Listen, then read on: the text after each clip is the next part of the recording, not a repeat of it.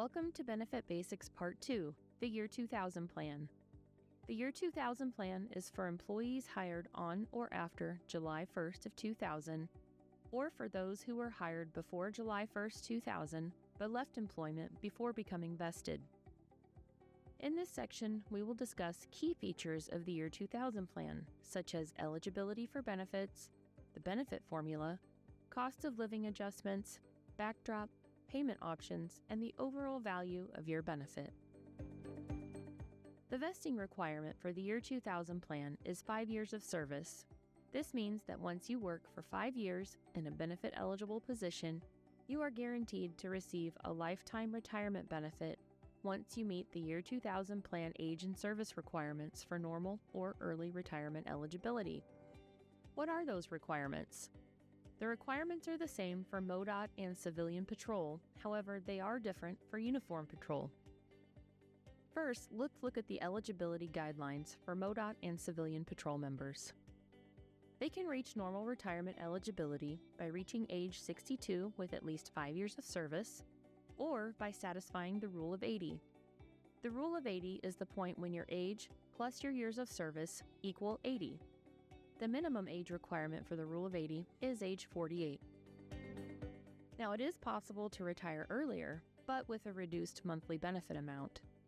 MODOT and civilian patrol employees become eligible for early or reduced retirement by reaching age 57 with at least 5 years of service. When taking early retirement, your benefit is reduced by 0.5% for each month that you're retiring in advance of your normal retirement date.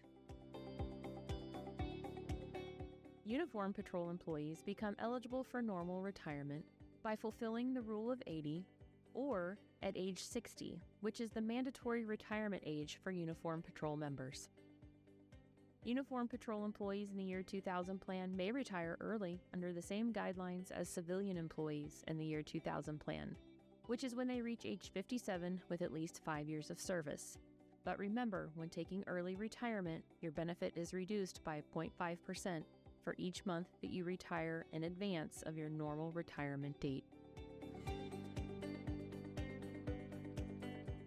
Well, how much will your monthly benefit be? Your benefit is calculated using a formula that is set by law. The formula consists of 3 parts: your credited service, your final average pay, and the plan multiplier. Your service includes time worked, unused sick leave, and any time that you purchased or transferred. Your final average pay is the average of your highest consecutive 36 months of pay and includes your entire salary history. The Year 2000 Plan multiplier is 1.7% and is established by the Missouri State Legislature. All 3 components multiplied together equal your base benefit.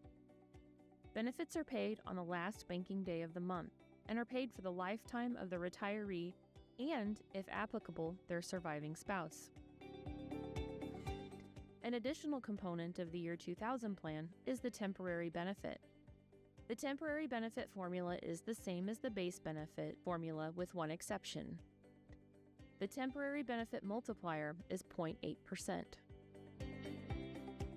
If you retire directly from active service or from disability prior to age 62, you are eligible for the temporary benefit. This is in addition to your base benefit. However, the temporary benefit does end the month after you turn 62. For example, Jane is receiving the temporary benefit, but she turns 62 in March. She will receive the temporary benefit on her March benefit payment. However, she will not receive it on her April benefit payment or any payments moving forward.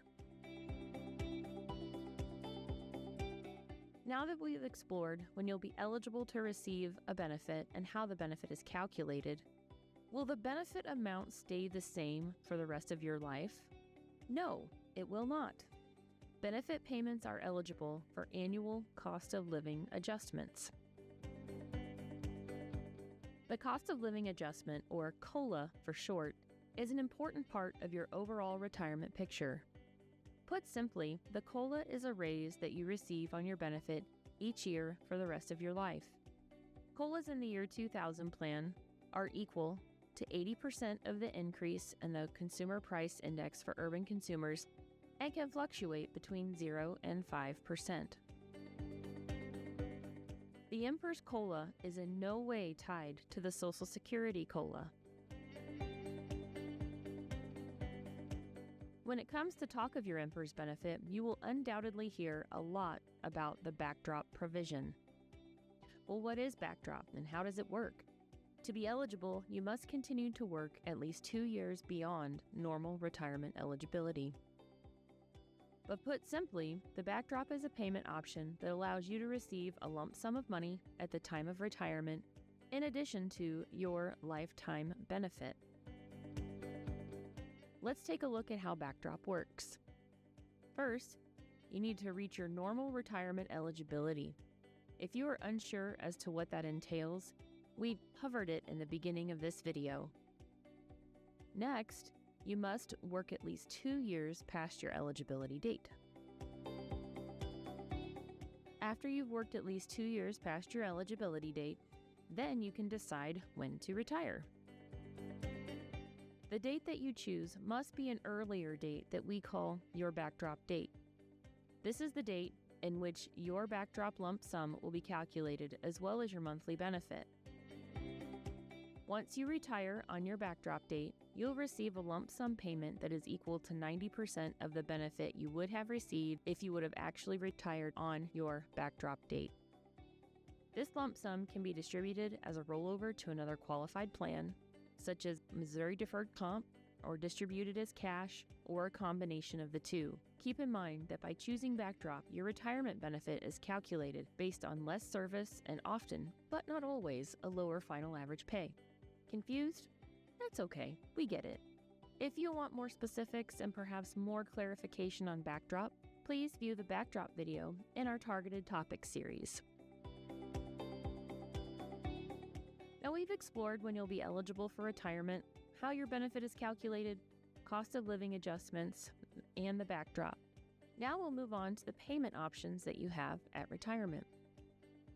We've mentioned several times that your retirement benefit lasts for your lifetime. But what happens to your benefit if you were to pass away? When you complete the two-step retirement process, you have the option of whether or not your benefit potentially continues to someone else upon your death. There are 3 types of payment options: life income annuity, joint and survivor, and guaranteed payments. Let's take a look at each. The life income annuity option pays the highest benefit possible. When you pass away, there are no further benefits to be paid. This payment option is available for married and unmarried members. If you are married, you can also choose the joint and 50% survivor or the joint and 100% survivor options. The joint and survivor options provide either 50% or 100% of your benefit for the lifetime of your spouse if you pass away before them.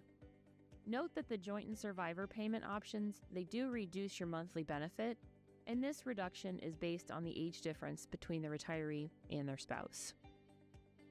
Now, if you are unmarried and you'd like to have the option to name a beneficiary to your benefit if you were to pass away, the guaranteed payment options may be something to consider. The guaranteed payment options are available for a guaranteed payment window of 120 or 180 months. This payment option reduces your lifetime benefit, but if you should pass away before receiving all of the guaranteed payments, the remaining payments will be paid to a beneficiary of your choice. What happens if you outlive your guaranteed payment window of 120 or 180 months? Well, you'll continue to receive the reduced benefit for your lifetime.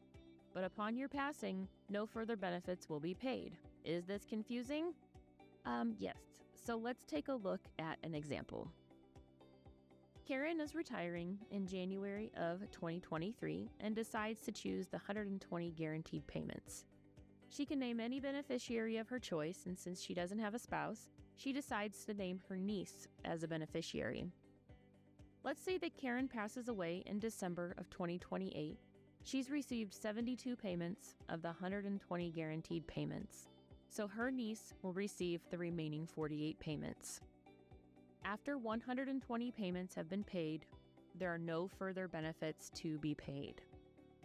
Now, what happens if Karen outlives the 120-month payment window? Say she lives for 20 years after retirement and passes away in January 2043. Well, because she will have already received all 120 payments and then some, there are no payments left to make to her beneficiary.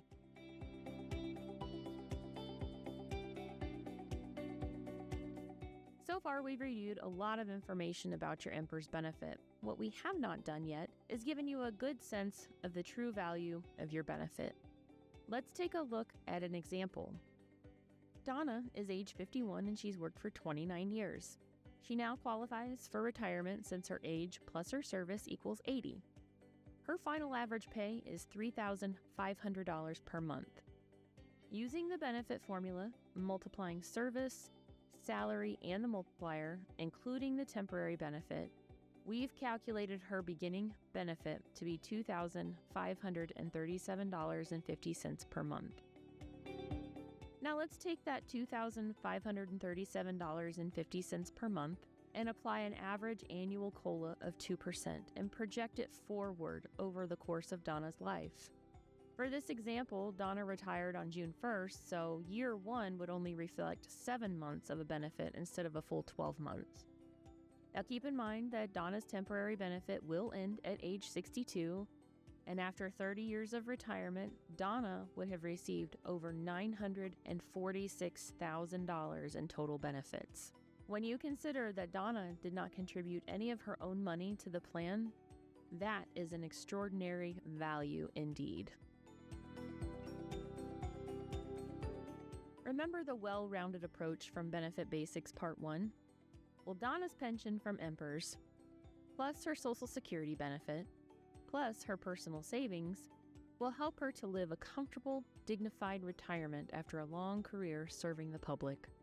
This concludes Benefit Basics Part 2. Please continue to Benefit Basics Part 3, where we will be discussing acquiring additional service credit, the two-step retirement process, disability benefits, death benefits, and helpful resources.